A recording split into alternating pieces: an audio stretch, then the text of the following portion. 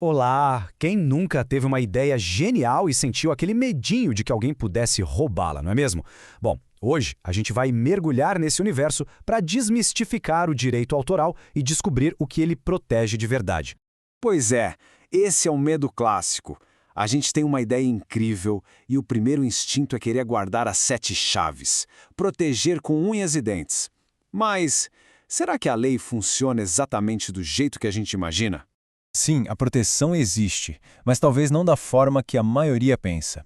A lei traça uma linha muito clara, e é exatamente essa linha que nós vamos explorar agora. E olha, é bom se preparar para algumas surpresas no caminho. Então, vamos direto ao que interessa. Já pensou ter uma ideia fantástica, daquelas de US$ 1 milhão, mas ver outra pessoa executando ela primeiro? Pois é, existe uma história real e fascinante que ilustra isso perfeitamente. Esse caso é incrível. Envolve dois autores super premiados e dois livros com uma semelhança que chega a ser assustadora. E o resumo da ópera está todo nessa frase aí: ideias não são protegidas. Vamos entender o porquê disso. Olha só que interessante. Em 1981, o escritor brasileiro Moacir Scliar publicou Max e os Felinos.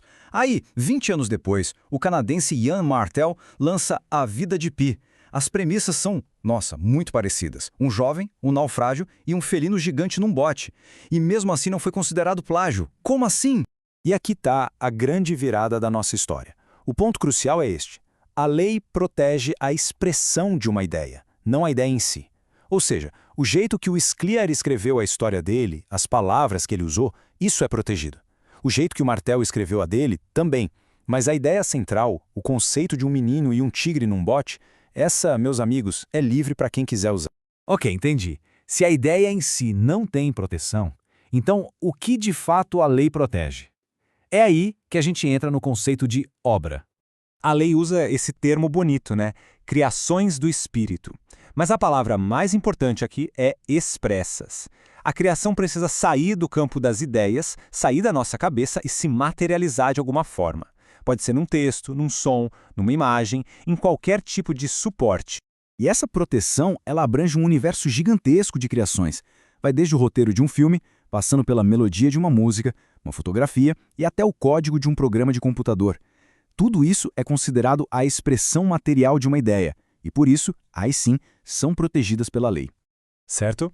Agora que a gente já sabe o que é protegido, vamos dar uma olhada nas exceções e nos limites.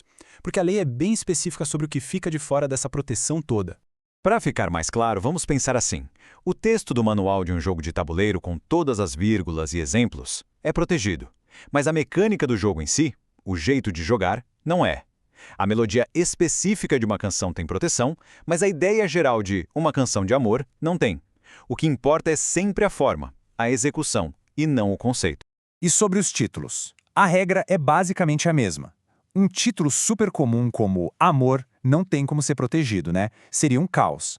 Mas um título bem original, longo e que não deixa dúvida, tipo Soberano 2, a heróica conquista do Mundial de 2005, esse sim, consegue proteção por ser único.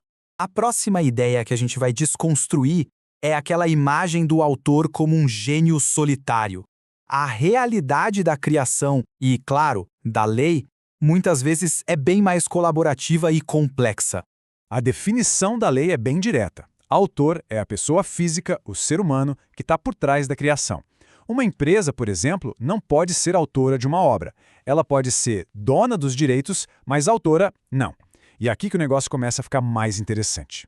A autoria não é uma coisa só ou um bloco único. Existe a individual, que é a mais conhecida. Mas tem também a coautoria, que é quando duas ou mais pessoas criam algo juntas, tipo uma dupla de compositores. E ainda tem a obra coletiva, como uma enciclopédia, onde uma pessoa ou empresa organiza o trabalho de vários autores num projeto só. Para entender o que é coautoria, não existe exemplo melhor. Garota de Ipanema. Tom Jobim criou aquela melodia imortal.